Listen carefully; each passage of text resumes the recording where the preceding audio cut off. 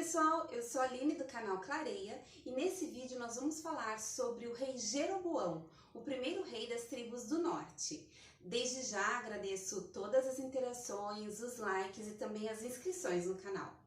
Bom, o rei Jeroboão, ainda Jeroboão nessa época, é descrito como um homem muito valente e trabalhador, tanto que ele é notado pelo próprio rei Salomão, enquanto estava sendo feito o conserto das muralhas de Jerusalém e também o aterro ao lado leste da cidade. E ele coloca então Jeroboão como encarregado da corveia da casa de José, ou seja, das tribos de Efraim e Manassés. Um dia Jeroboão sai em viagem, então ele parte de Jerusalém e ele está sozinho. No caminho ele encontra com o profeta Aías de Siló.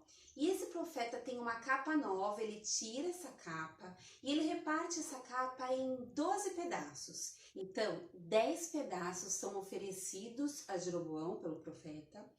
E ele explica que essa capa representa o reino de Israel que seria dividido e retirado das mãos do rei Salomão. Isso aconteceu porque o rei Salomão havia se afastado do Senhor. Ele havia rejeitado o Senhor e passou a adorar falsos deuses. Então o profeta completa dizendo que o Senhor estaria para sempre com Jeroboão e com seus descendentes se ele fosse obediente e fiel ao Senhor.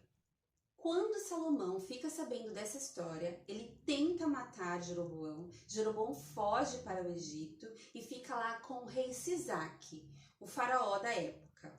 Então, quando Jeroboão fica sabendo do falecimento do rei Salomão, ele volta para Israel e ele lidera então uma comitiva para falar com o sucessor de Salomão. Então, nesse momento, ele pede a favor do povo que as cargas sejam diminuídas.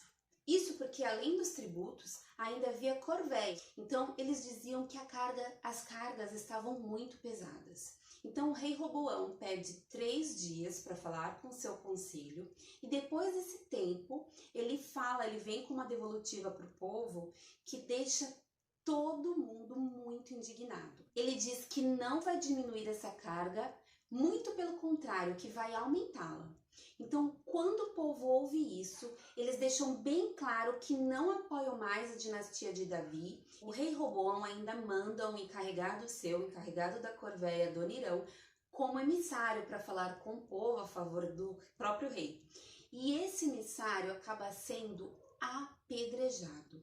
Quando o rei Roboão fica sabendo disso, ele percebe que a sua vida está correndo perigo ali, então ele imediatamente sobe num carro de guerra e volta para Jerusalém. Ele literalmente foge para Jerusalém. Então, nesse momento, o povo faz de Jeroboão seu rei, o rei das tribos do norte. Então, a partir desse momento, Israel fica dividida. 10 tribos, as tribos do norte, ficam sob o governo de Jeroboão.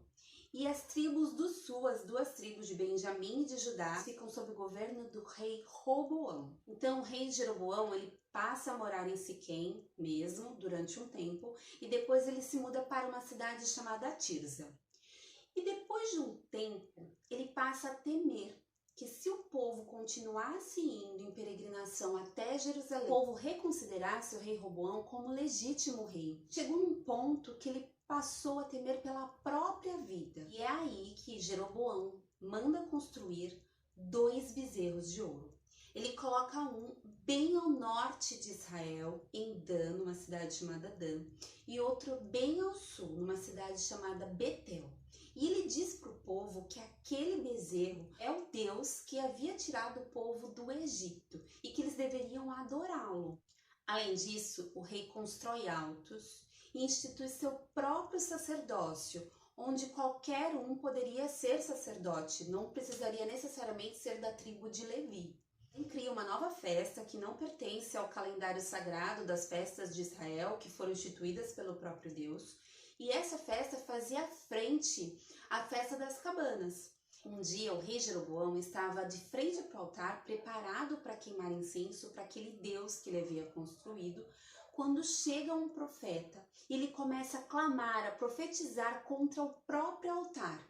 E o profeta então diz que o altar cairia aos pedaços e as suas cinzas seriam espalhadas e que essa seria a prova de que aquela profecia era verdadeira.